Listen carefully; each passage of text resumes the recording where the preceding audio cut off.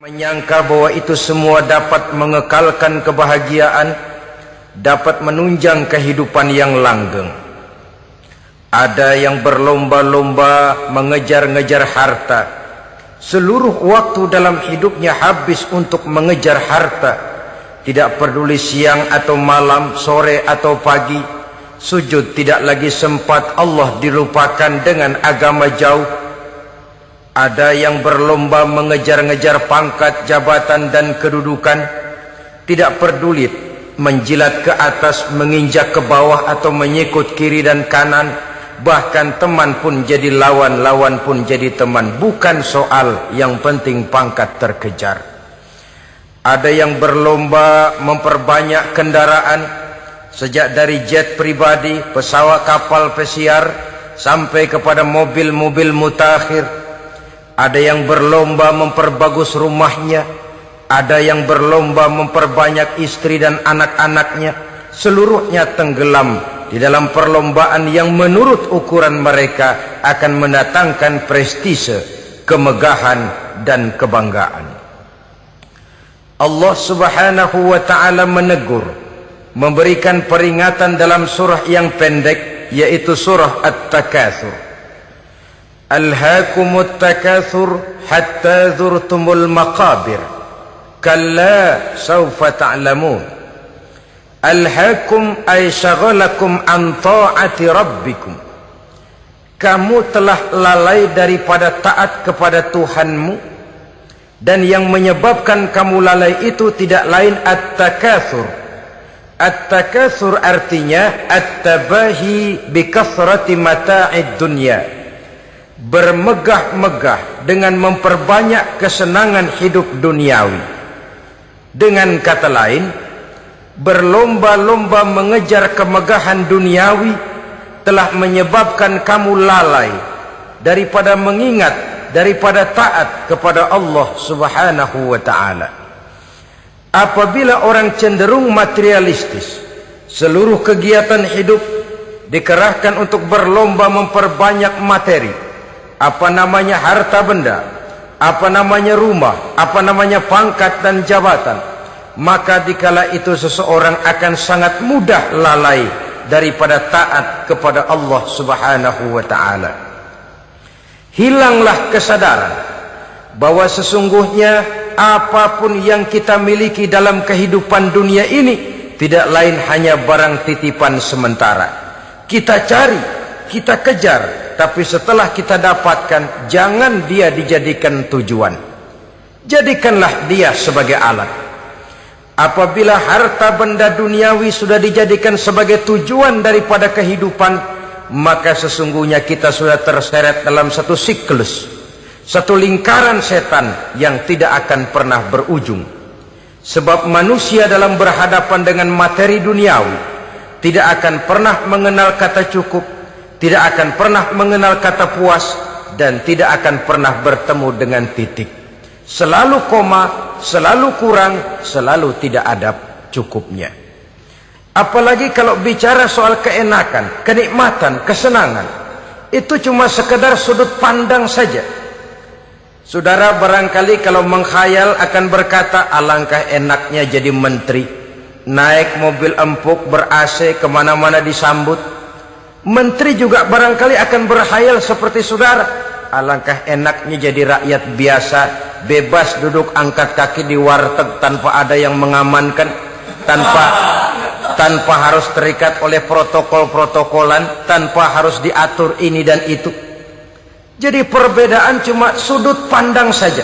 Mungkin tukang bakso melihat tukang cukur itu enak, sebab kepala siapa saja bisa dipegang. Tapi barangkali juga tukang cukur melihat tukang bakso itu enak, dan begitulah selanjutnya. Keenakan cuma perbedaan sudut pandang. Saudara-saudara kaum muslimin rahimakumullah. Oleh sebab itu agama memberikan kesadaran, seluruh yang kita miliki, yang dititipi oleh Allah dalam kehidupan ini berupa materi keduniaan, hakikatnya adalah alat dan bukan sebagai tujuan. Apabila alat sudah kita jadikan tujuan, kita akan terjebak ke dalam satu perlombaan yang justru akan mencelakakan kita sendiri. Inilah yang saya maksud dengan sirkuit celaka. Perlombaan yang hanya membuat kita jerih, payah, keringat bercucuran, tenaga terkuras, tapi tidak akan pernah sampai ke garis finish. Karena memang tidak ada garis finishnya.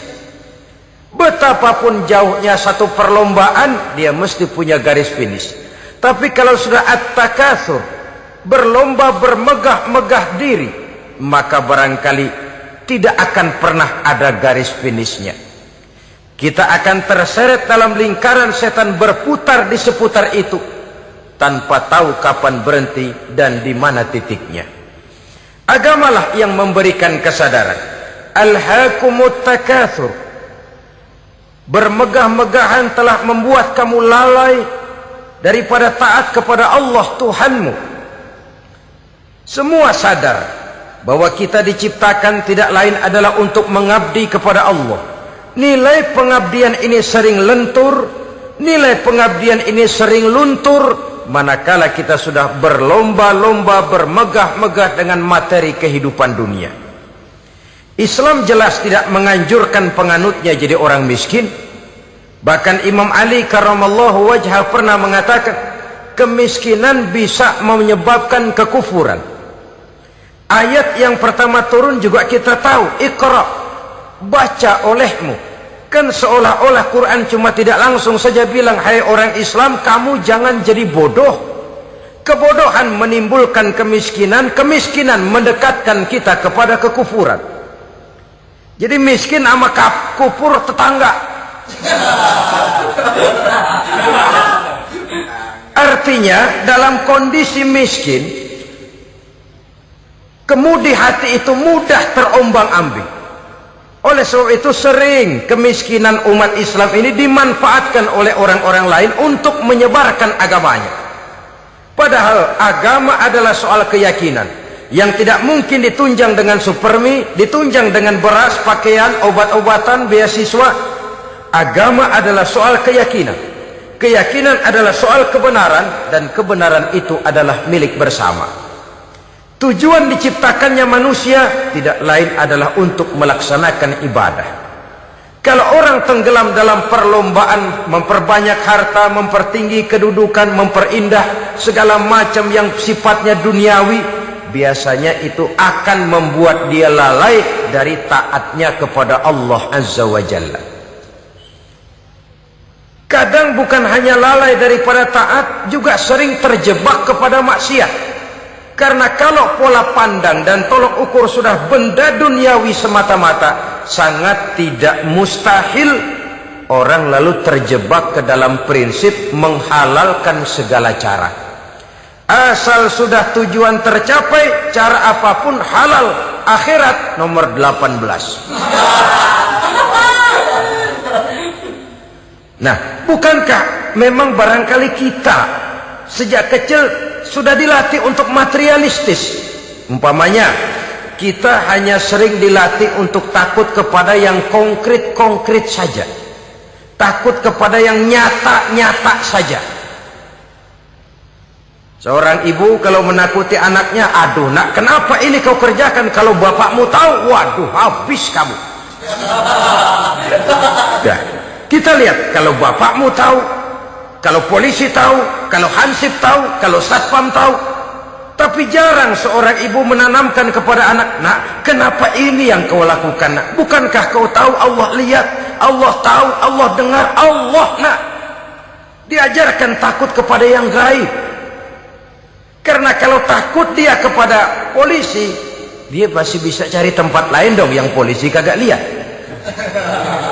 Kalau takut dia kepada satpam, minggir dong ke tempat yang kira-kira satpam nggak lihat. Tapi kalau sudah takut itu terpulang kepada Allah, kepada yang gaib, tidak sejengkal tanah pun yang terhalang dari pengetahuan Allah. Tapi itulah salahnya kita. Sejak kecil anak-anak sudah kita latih untuk takut hanya kepada yang konkret-konkret saja. Akibatnya sampai dia besar melembaga dalam kehidupannya. Dia nyolong, kata temannya, kamu nyolong ya? Iya. Kok nyolong sih? Emang? Kenapa nyolong? Biarin.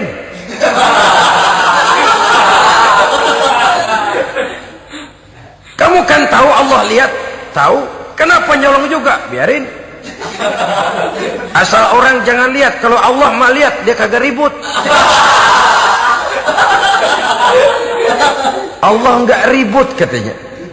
Nah, ini kan satu refleksi yang timbul daripada kenyataan. Jikalau orang hanya dijejali rasa takut kepada yang konkret-konkret saja, kepada yang zohir-zohir saja, yang akan tumbuh lalu mental kucing. Sopan, tenang, kalem, ayem, nggelenggem. Kalau ada orang, sedikit orang meleng, kucing kelihatan watak aslinya. Saudara-saudara kaum muslimin rahimakumullah. Oleh sebab itulah maka agama lewat surah yang kita bicarakan pada pertemuan ini memberikan peringatan. Kala, jangan begitu dong. Kamu boleh mencari dunia, silahkan cari harta yang banyak, cari pangkat yang tinggi, tapi jangan itu membuat kamu lalai daripada taat terhadap Allah subhanahu wa ta'ala. Jangan karena keinginan mendapat harta yang sebanyak-banyaknya lalu melakukan segala macam cara asal tujuan tercapai. Itu sudah membuat kita lalai. Jangan karena ingin mengejar kedudukan yang tinggi lalu jilat atas injak bawah. Nggak mempan jilat, dukun dipakai.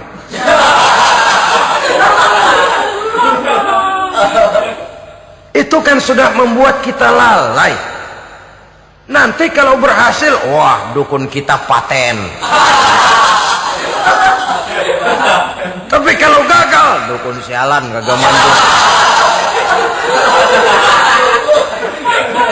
Hilanglah Allah dalam kehidupan kita. Makin materialis, dan perlombaan ini membawa kita kepada kecelakaan.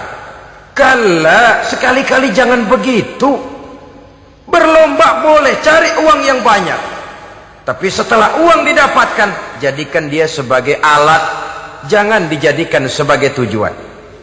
Saudara, bekerjalah yang giat, carilah uang, tapi setelah dapat ajak ngomong tuh duit. Bagaimana ajak ngomongnya? Gini, duit, setengah mati gue nyari lo duit lo. Sore, pagi, siang, malam, peras keringat, banting tulang kaki jadi kepala, kepala jadi kaki, nyariin elu duit. Sekarang kamu sudah saya dapatkan, kamu milik saya duit. Karena kamu milik saya, jadilah kamu budak saya. Jangan saya yang jadi budak kamu. Ini idealnya. Kamu harus jadi budak saya, jangan saya yang jadi budak kamu. Nyatanya kan ada orang nyari duit, setelah duitnya banyak dibudakin oleh duit. Dia sendiri tidak bisa merasakan kesenangan daripada duitnya, konon lagi orang lain. Mau ke pasar ngitung 16 kali. Naik bajai 1000. 1000 itu kalau ratusan semua 1000 lembar. Hitung-hitung, mendingan jalan kaki. Jalan kaki, tengah hari bolong, panas, kan dibudakkan oleh uang. Cari karier, kejar pangkat, kejar kedudukan. Setelah ditemukan itu, jadikan dia sebagai alat, jangan dijadikan tujuan. Pangkat kau milikku, karena kau milikku kau harus jadi budakku, jangan aku yang jadi budak kau pangkat. Satu saat dia harus lepas dari kita, jiwa ini lapang. Kenapa? Dahulu pun ketika lahir ke dunia tidak ada pangkat yang kita sandang. Dahulu pun ketika lahir ke dunia tidak ada harta yang kita bawa. Jadi harta itu, pangkat itu, kedudukan itu ada dalam hati, tapi tidak berurat dan berakar. Kalau dia berurat dan berakar dalam hati, berat misah sama harta itu. Berat. Sekedar ngasih fakir miskin cepet juga berhitungnya 17 lembar.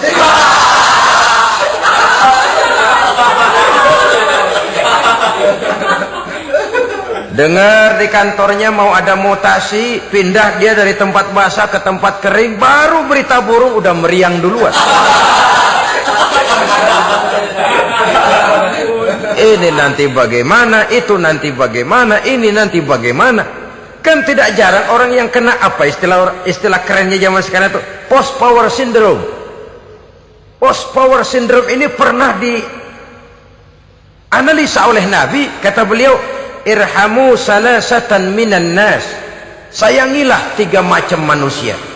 Siapa mereka? Pertama, azizan zalla, orang terhormat yang jatuh hina. Ini yang sering terkena post power syndrome. Biasa kemana-mana dikawal, dihormati, datang ke tempat ini protokol siap, ini serba diatur, semua serba beres. Begitu jabatan selesai atau pensiun, habis orang gak indah-indah. Dia lihat orang diemin aja, orang diemin dan orang tonton. Ini kalau nggak kuat mentalnya, itu kena post power syndrome. Akibatnya ya bisa jantungan, bisa leper, bisa darah tinggi. Ya penyakit-penyakit yang zaman dulu kita nggak kenal. Ini kan makin banyak dokter, makin maju ilmu kedokteran, makin aneh penyakit. Saudara hadirin yang saya hormati, post power syndrome kena apa yang dinamakan frozen emotional attitude. Tidak kuat menghadapi kenyataan. Azizan zalla, orang terhormat yang jatuh hina, itu sangat perlu dikasihani. Yang kedua, ghaniyan qad iftaqara, orang kaya jatuh miskin. Ini juga sama. Biasa hidup apa ada, serba ada, lalu harus hidup apa adanya. Ini kalau kurang-kurang kuat, benar-benar memble ini.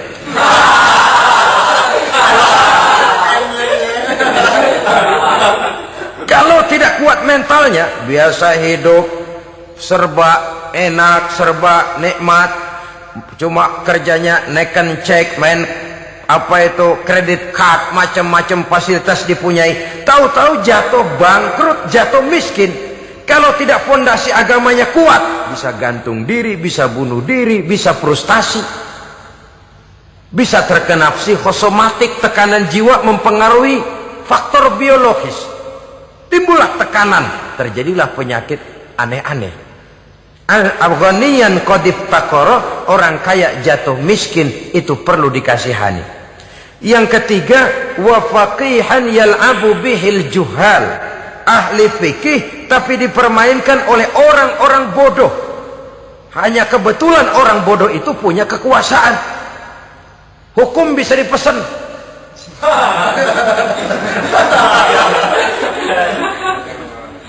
Aturannya haram, Ustaz, ada haram dikit aja dah.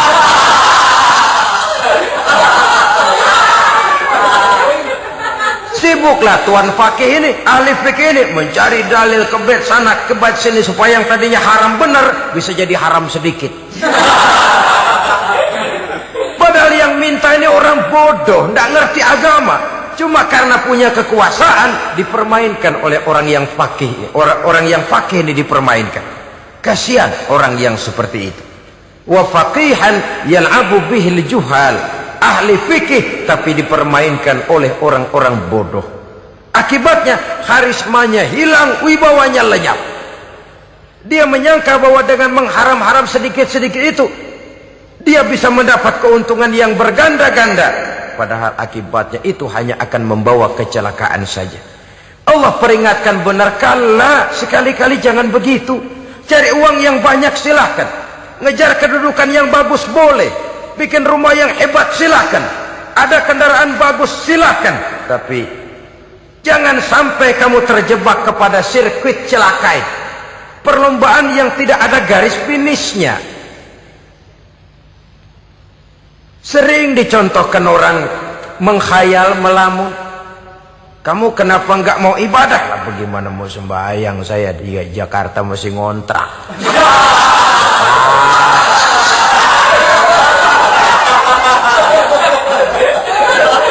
Bingung, tiap akhir tahun kontrakan habis.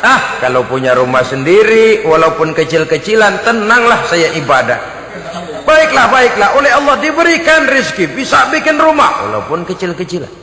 Sudah punya rumah sendiri, belum juga ibadah, apalagi mulur lagi. Habis bagaimana mau sembahyang, rumah kecil banget, pinggir kali, asal hujan bocor ya.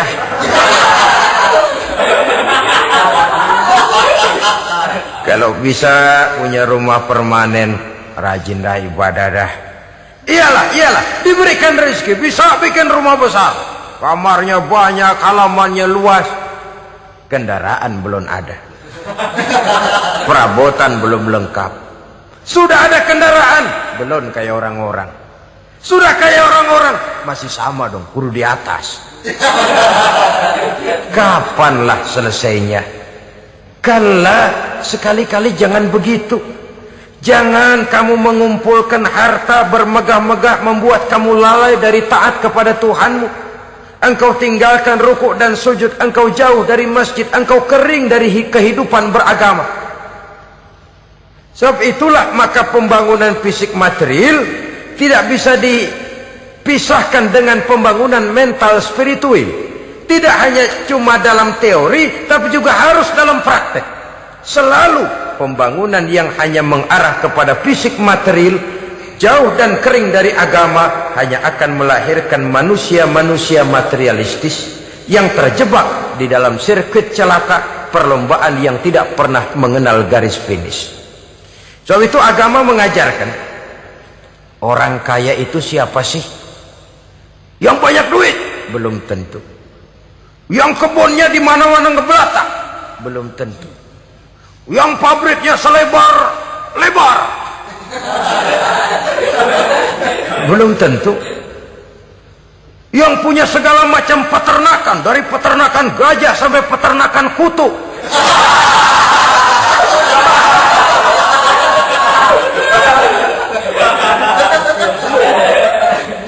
Belum tentu.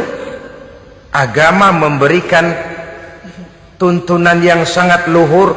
Orang kaya itu adalah orang yang hidupnya cukup. Orang miskin itu orang yang selalu merasa kurang. Bagaimanapun banyak duit saudara miliki, kalau masih merasa kurang, masih miskin saudara. Saya punya uang 1.000 rupiah, Anda punya uang 1 juta rupiah. Mungkin saya lebih kaya dengan uang yang 1.000 ketimbang Anda 1 juta. Kenapa? Dalam tangan saya uang 1.000 besar, artinya sesuai dengan kebutuhan saya.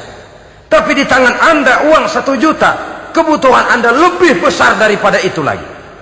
Maka agama mengajarkan sifat qanaah, merasa cukup, dan itulah sumber kekayaan yang hakiki. Orang kaya adalah orang yang hidupnya cukup. Kalla saufa ta'lamun, jangan begitu, nanti kamu akan tahu. Summa kalla saufa ta'lamun, jangan sekali-kali begitu, suatu saat kamu pasti akan tahu. Kalla law ta'lamuna ilmal yaqin thumma latarawunnaha 'ainal yaqin thumma latus'alunna yawma idzin 'anin na'im. Nah, kapan perlombaan ini akan menyadarkan orang? Biasanya hatta zurtumul maqabir, sampai kamu dekat ke liang kubur. Itu biasanya kalau istilah orang sekarang baru ngeh. Asal sudah napas sampai tenggorokan disambung dengan selang, sudah Senin Kemis dibantu dengan alat picu jantung, gerak gerak gerak gerak, sudah kayak orang mau gergaji kayu. Dikala itu barulah sadar orang biasanya. Dan kesadaran semacam itu kesadaran yang terlambat, kesadaran ala Fir'aun. Fir'aun selagi hidup diajak beriman dan nehi aja.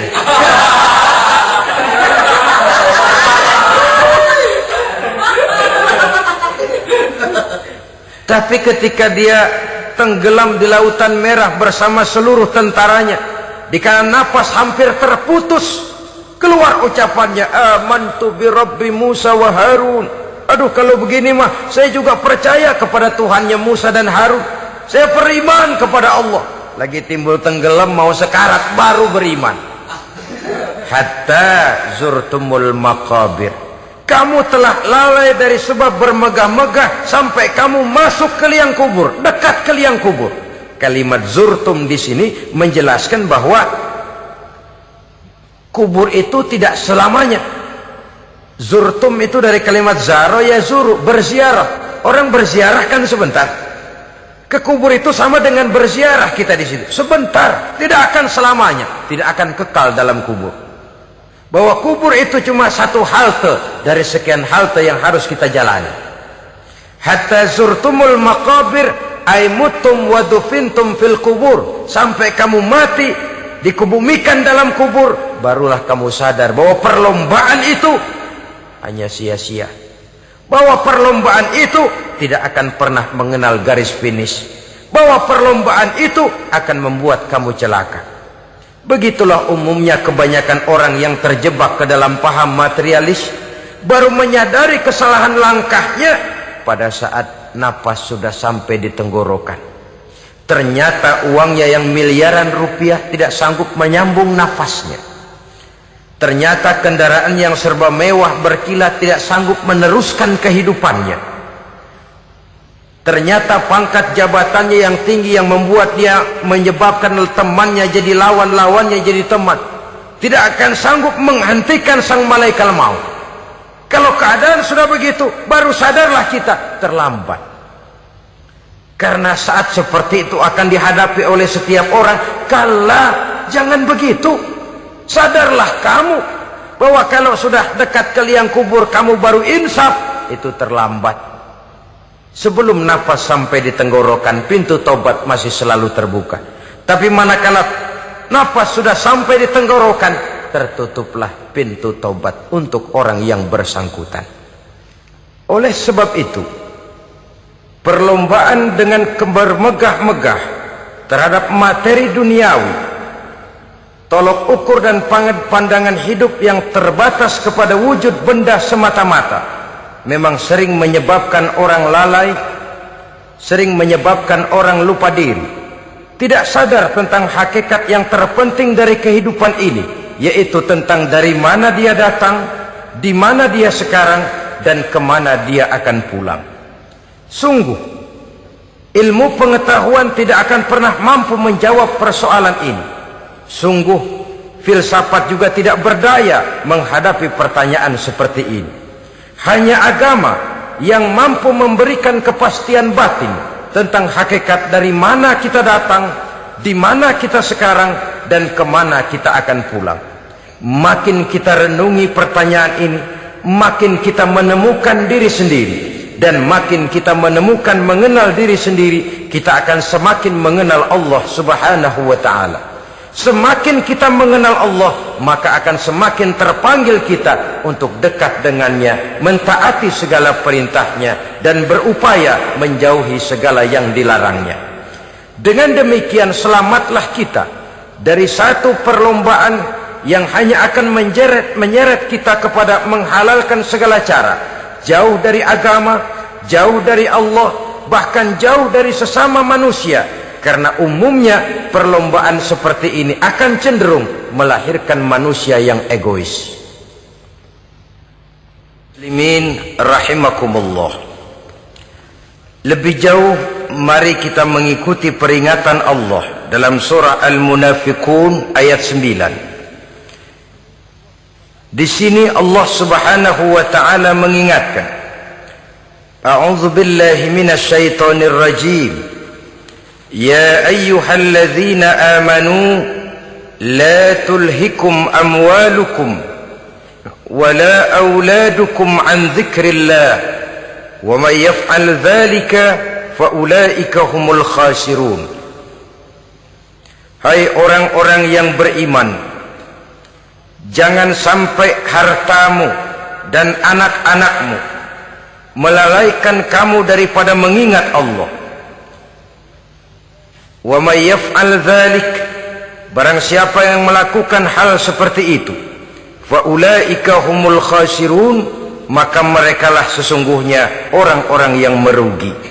Rugi dunia, rugi akhirat. Disebutkan di sini dua hal yang sering menyebabkan kita jadi lalai. Amwal dan aulad. Harta dan anak-anak. Materi dan keluarga. Perlombaan di dalam mengumpulkan materi sering menyebabkan kita menjadi lalai. Begitu juga amanah berupa anak ini sering kita lalaikan atau sering membuat juga kita menjadi lalai. Kita lalaikan dalam arti bahwa keduanya, baik harta baik anak, merupakan amanah dari Allah. Setiap orang tua akan dimintakan pertanggungan jawab. Apabila kita lalaikan amanah ini, maka resikonya akan kembali juga kepada kita.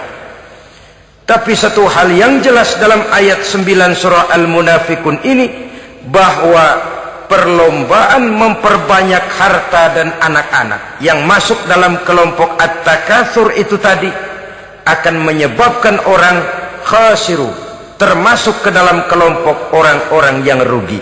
Perlombaan yang hanya akan membawa kerugian semata-mata. Kemudian di dalam satu hadis Rasulullah sallallahu alaihi wasallam memberikan peringatan.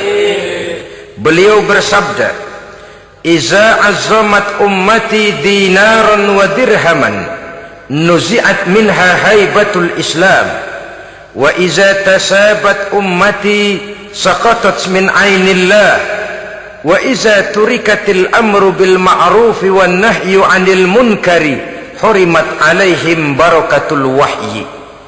Ada tiga hal yang kalau kita kerjakan akan menimbulkan tiga macam akibat di dalam hadis ini. Pertama, iza azzamat ummati dinaran wa dirhaman. Apabila umatku sudah mengagung-agungkan dinar dan dirham, artinya kalau umatku sudah jatuh menjadi umat yang materialistis, segalanya diukur dari dinar dan dirham. Dinar dan dirham ini kalau bahasa Inggrisnya dokat.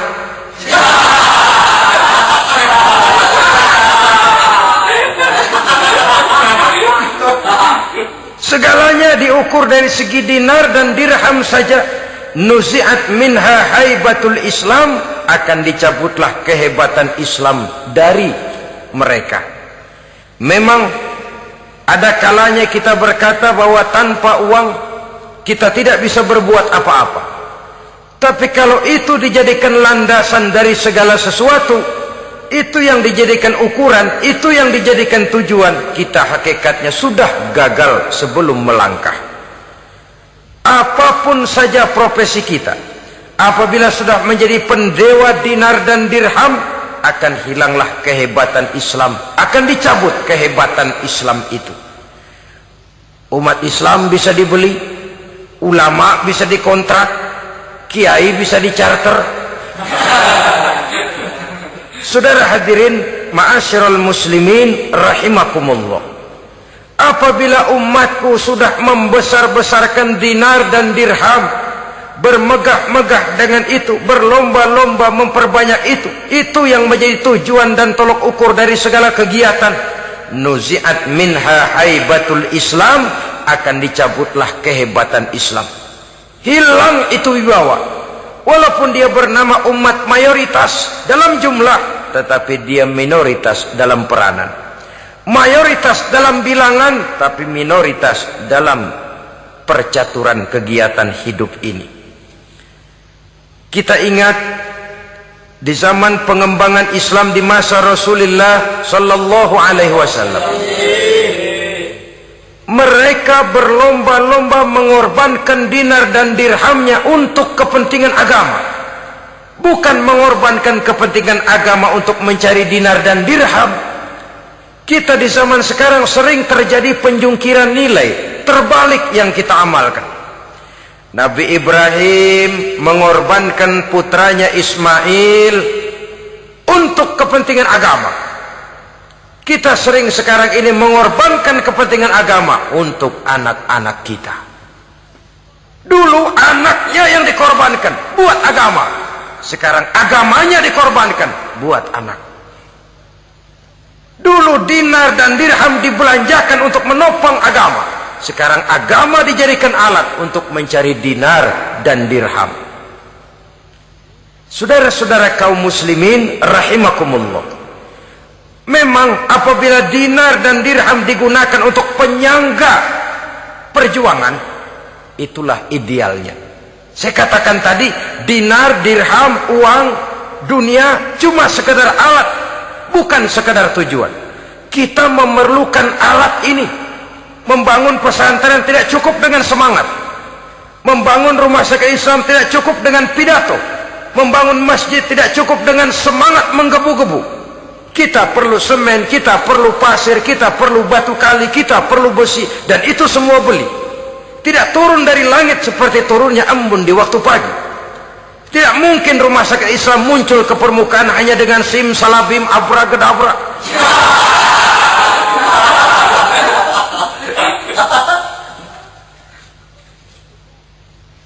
Oleh sebab itu, saya bersyukur kecenderungan belakangan ini pengajian-pengajian akbar di berbagai tempat tidak hanya sebagai ajang untuk menanamkan akidah, membina ukhuwah, tapi juga menjadi sarana di mana kita mengumpulkan dana, menghimpun potensi umat, menginventarisir potensi untuk kepentingan pengembangan daripada agama.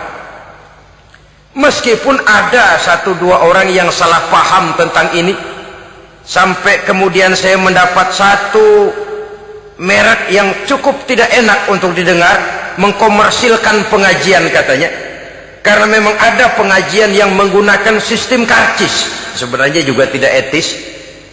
Undangan berikut infak yang seluruh hasilnya digunakan buat kepentingan agama, apakah itu rumah sakit, apakah itu madrasah, apakah itu masjid, dan 1 sen pun saya tidak menuntut bagian dari itu. Saya malah berprinsip sepanjang saya masih laku untuk dijual dan itu memang buat kepentingan agama, persilahkan jual saja, asal buat masjid, pesantren, madrasah, rumah sakit Islam, kegiatan syiar dan dakwah, silakan.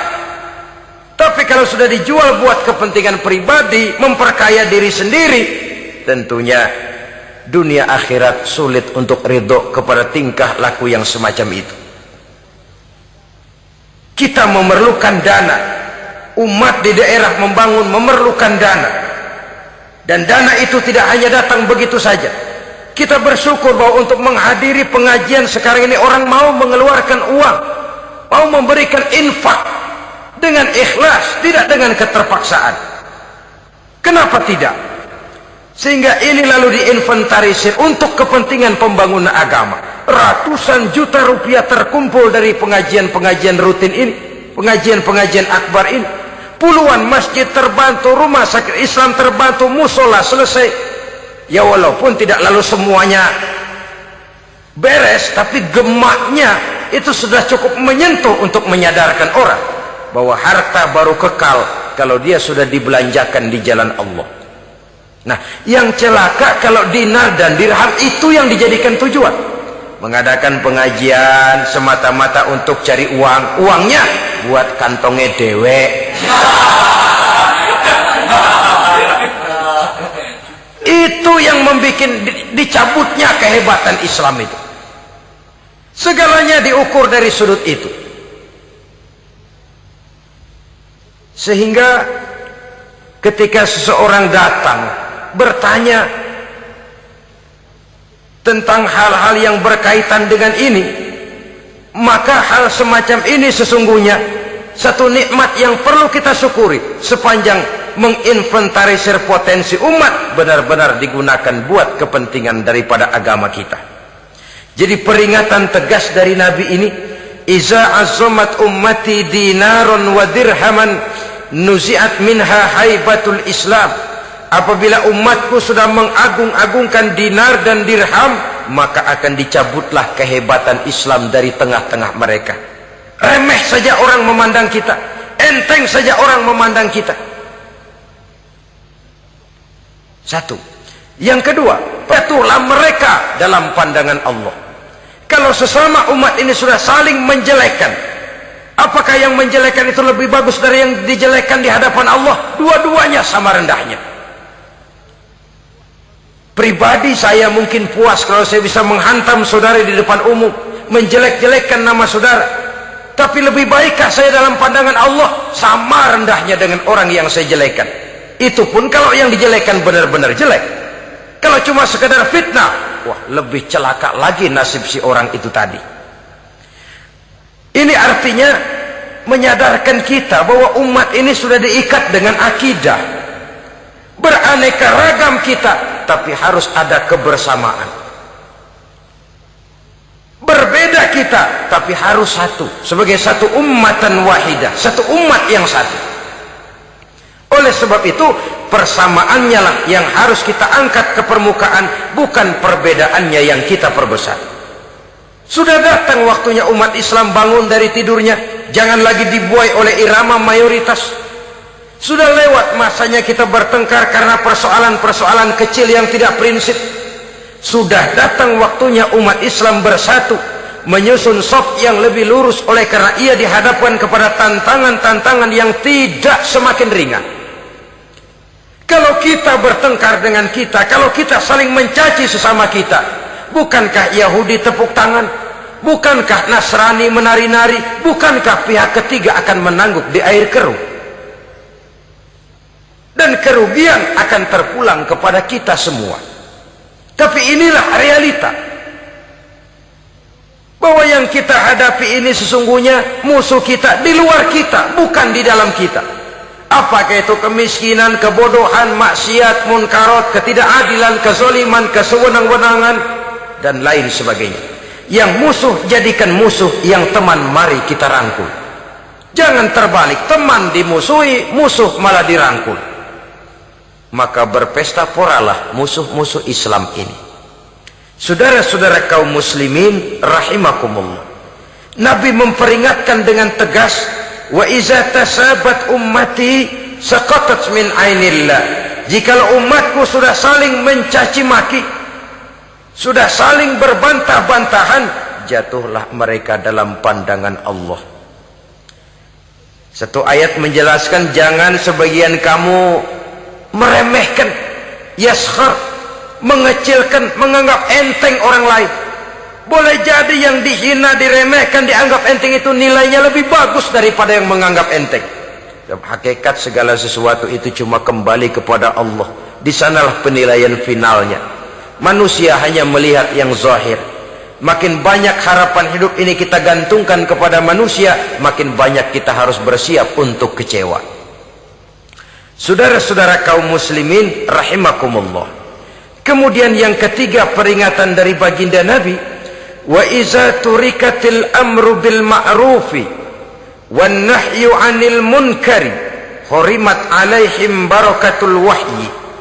Apabila amar ma'ruf dan nahi munkar telah ditinggalkan, maka akan hilanglah keberkahan wahyu, akan hilanglah keberkahan Quran, akan sirnalah keberkahan agama. Amar ma'ruf dan nahi munkar ditinggalkan, artinya di tengah masyarakat sudah tidak ada lagi yang menyerukan ini baik, ini tidak baik, ini halal, itu haram. Mari kita sholat, mari makmurkan taklim, santuni yatim piatu, makmurkan masjid. Seruan ke arah itu tidak lagi terdengar. Sementara tinggalkan judi, tinggalkan minuman keras, jauhi zina, seruan semacam itu pun tidak lagi terdengar. Maka hilanglah keberkahan wahyu itu. Karena amar ma'ruf dan nahi munkar merupakan bagian daripada ajaran agama kita. Menjadi sponsor dari segala macam kebajikan dan menjadi penghalang daripada segala macam kemunkaran sesuai dengan batas kemampuan yang kita miliki masing-masing. Nah, saya kembali kepada persoalan pokok di awal pembicaraan tadi. Bagaimana jalan keluarnya? Jalan keluarnya tidak lain adalah upaya. Bagaimana kegiatan yang sifatnya fisik material ini diimbangi dengan kegiatan yang bersifat mental spiritual. Upaya menghidupkan majelis-majelis ta'lim, upaya memakmurkan masjid-masjid sebagai laboratorium rohani untuk mewujudkan keseimbangan dalam pola pikir yang akan berlanjut dalam gerak hidup yang kemudian akan tertuang dalam segala perbuatan manusia. Apabila sudah terwujud kepincangan dalam pola pikir, akan pincanglah caranya bertindak dan berbuat, akan pincanglah pandangan hidupnya, akan pincanglah orientasinya di dalam kehidupan ini. Oleh karena itu, Islam dalam berbagai aspek kehidupan mengajarkan sistem keseimbangan. Mencari harta boleh, tapi tidak boleh keluar dalam kerangka fastabiqul khairat. Berlomba-lomba silahkan, tapi untuk kebaikan, bukan untuk bermegah-megah, bukan untuk menumbuhkan gengsi, bukan untuk meninggikan prestise dan harga diri, tapi fastabiqul khairat, berlomba-lomba di dalam mengejar kebajikan, di dalam menyebarkan kebaikan.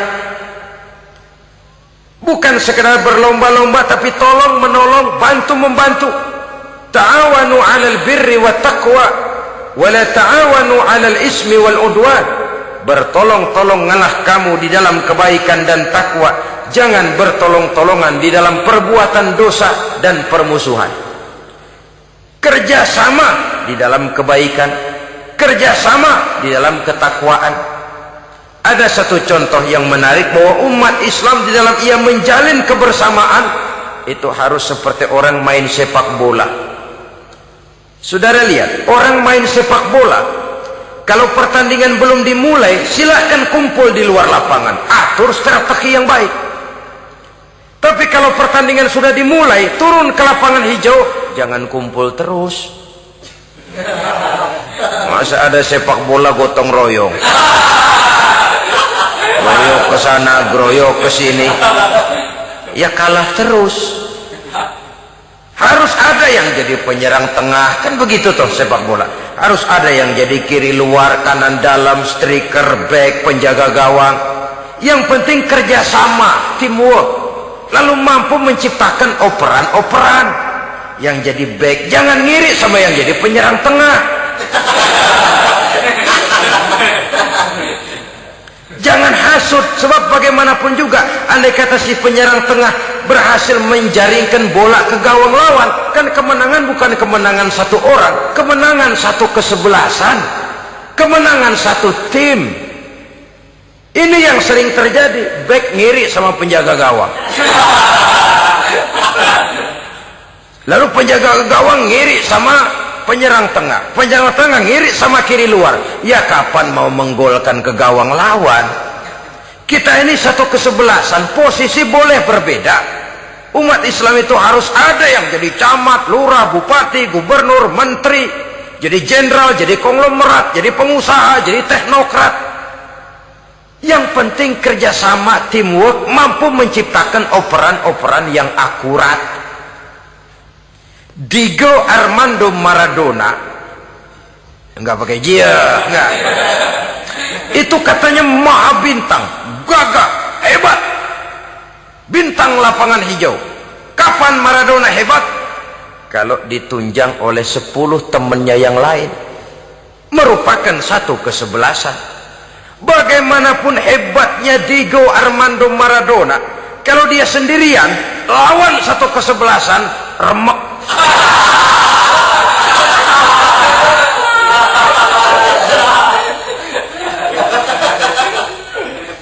Dia hebat, dia jenius, dia maha bintang karena dapat operan dari teman-temannya. Bukan jegalan, operan. Jadi oleh sebab itu bagaimana kita menciptakan operan-operan akurat yang akan melahirkan kebersamaan di tengah-tengah umat. Artinya satu contoh saja, misalnya seorang pengusaha besar, oleh karena kesibukannya di dunia bisnis, tidak perlu jadi ketua pembangunan musola. Tapi kalau ada musola belum selesai, operan. Operannya itu yang penting.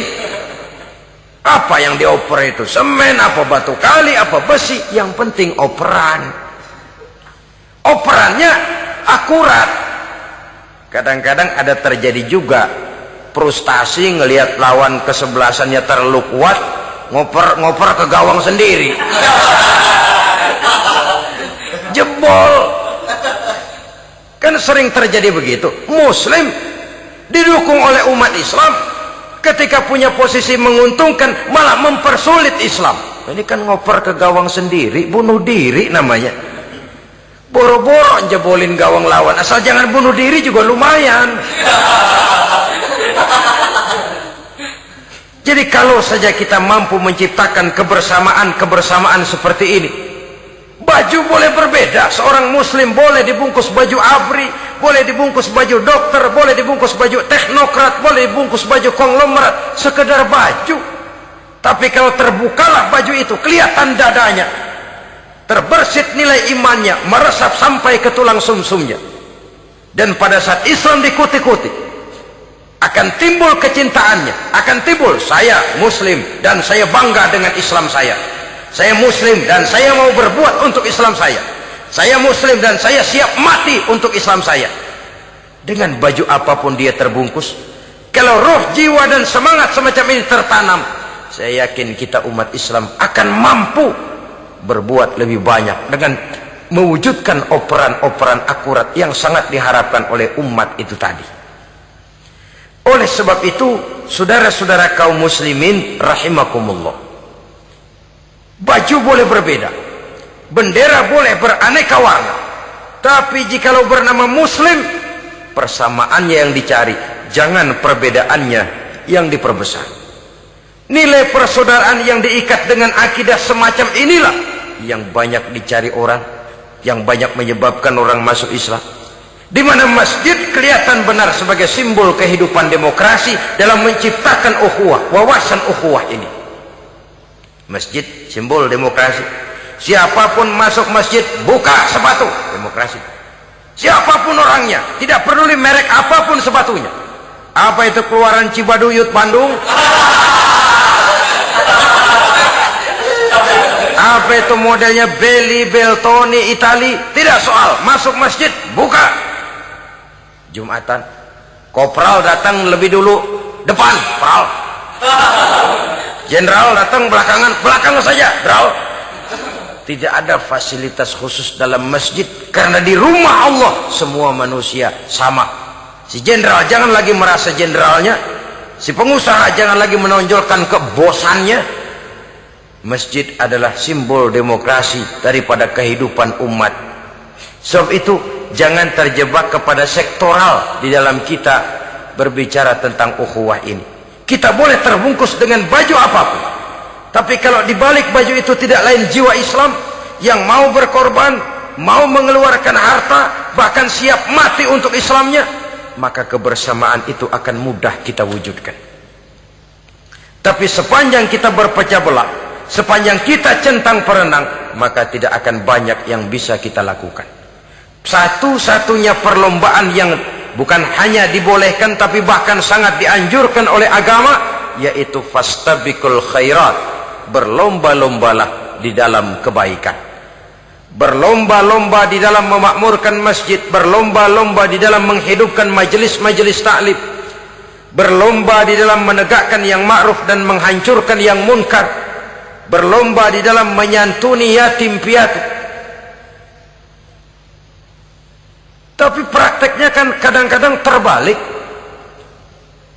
Kalau sudah kumpul, yang diakur-akurin, udah nambah kebun belum? Pabrik udah diperluas belum? Bisnis sudah sejauh mana?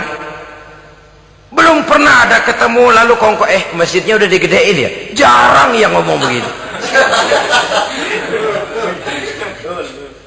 Madrasahnya sudah bagaimana? Sejauh mana? Mesti yang enak itu ya nyocok-nyocokin, bagaimana rumahmu sudah, bagaimana kendaraanmu, bagaimana pesawatmu, bagaimana bukankah itu juga takasur? Dari obrolan kan nanti yang belum kan timbul panasnya. Gile dia udah beli gituan, gue belum.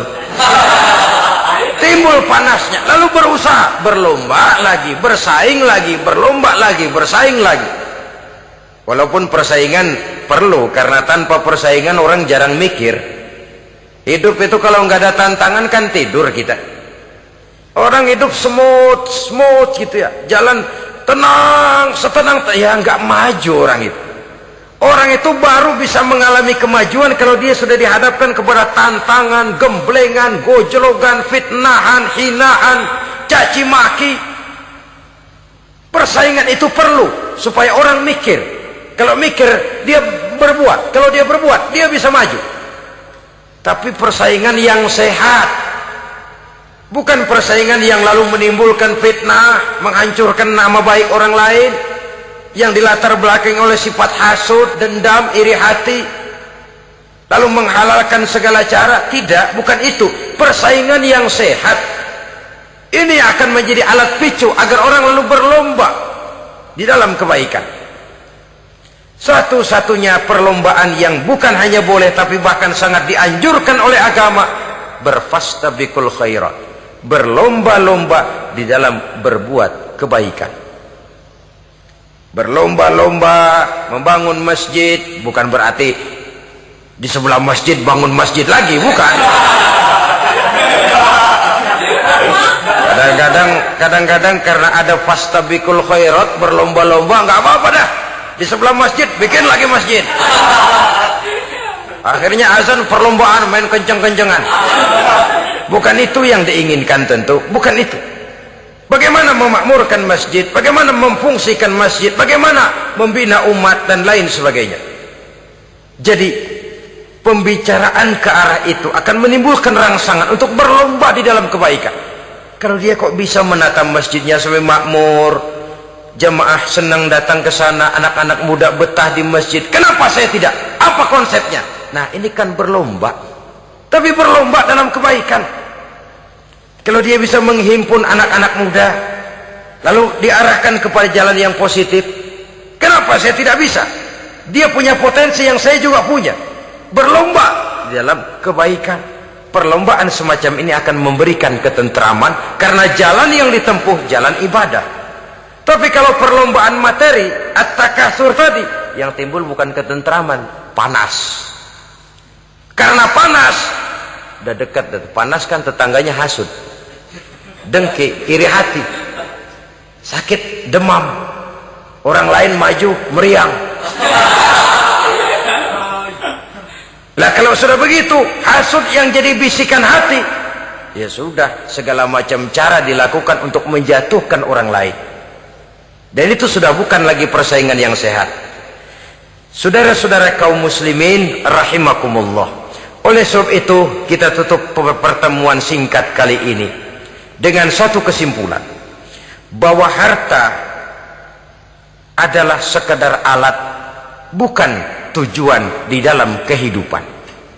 Tanpa harta barangkali orang sulit untuk bahagia, tapi harta semata-mata tidak merupakan jaminan bahwa orang lalu akan bahagia. Termasuk di dalam kata harta ini pangkat, jabatan, kedudukan, anak, istri, keluarga, rumah, tanah, pabrik, kebun, peternakan, dan lain sebagainya. Perlombaan yang dianjurkan di dalam agama adalah perlombaan untuk berbuat kebaikan. Maka masalahnya sekarang, bagaimana kita memanfaatkan harta ini untuk sebanyak-banyak kebaikan yang bisa kita lakukan. Semoga kita mampu melakukannya dan kita tidak termasuk dalam orang-orang yang celaka yang lantaran bermegah-megah dengan kesenangan dunia saja. Terima kasih atas segala perhatian, mohon maaf atas segala kekurangan. Usikum wa nafsi bitaqwallah. Wassalamualaikum warahmatullahi wabarakatuh.